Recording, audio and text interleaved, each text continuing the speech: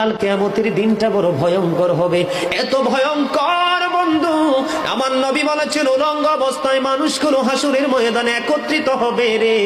ও বন্ধু, প্রত্যেকের কবর থেকে ওই হাসুরের ময়দানটা কমপক্ষে 50,000 বছরের রাস্তা হবে রে বন্ধু।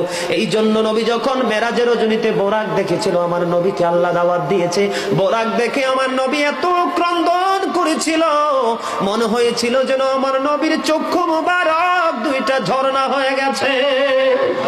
এই যুবক, কাল কিয়ামতের দিন ঘাম এত ঘামবে রে, কেউ মাজা পর্যন্ত, কেউ নাভি পর্যন্ত, কেউ বা আবার পুরো শরীর বন্ধ ঘামের নিচে ডুবে থাকবে, আবার মাথার মগজ টকবক টকবক করে উতরাইতে থাকবে রে।